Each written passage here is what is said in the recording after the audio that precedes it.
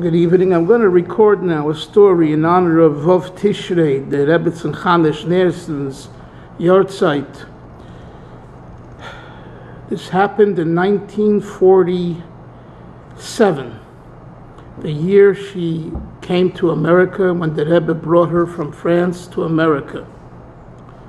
She lived, I believe, on Lincoln Place, near Kingston Avenue, somewhere there. And across the street there was a catering hall owned by Yiddish people. On Sundays, the parents had to prepare for the simchas, for the chasanas, for the weddings. And they had a young boy, Yochanan Kapitsky. And this Yochanan, this boy, was a nice boy, but he didn't have anyone to take care of it.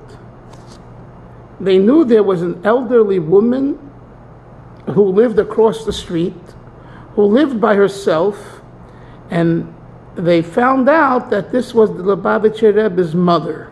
How did they know? Because the Rebbe would visit his mother every day since her arrival in America, 1947, until her last day, Shabbos Vov Tishrei, 1964, when she passed away.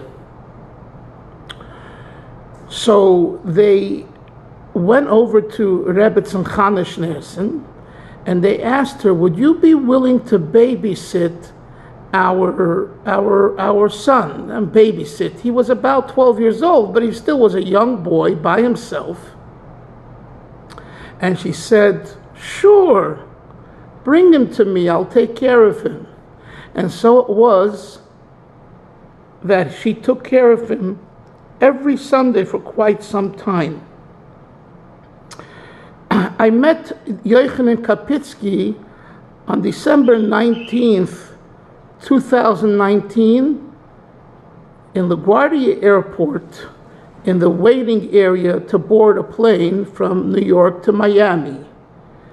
And I said Shalom Aleichem to this Yid who I never met before, and I asked him his name, and he saw right away that I was a Lubavitcher Chassid, and with great pleasure, he told me this story. He was about an 80-year-old man, and he told me that he remembered many times the Rebbe coming, or when he was still home, when he was still at the Rebbetzin Chana's house being babysat, and he would remember the Rebbe coming. So l'kvod her honor and her yahrzeit, such a Isha Tzidkoni, such a righteous and holy lady, I shared this story that I believe has not been told yet. And you might be wondering, what is the Gewaldigkeit?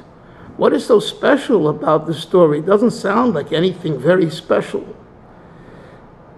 I simply want to bring out one point, that the Rebbetzin was a woman who had a feeling to help a couple who needed to make parnasa, and they couldn't take care of their son, so she took care of him. She played with him, she spoke with him, she fed him.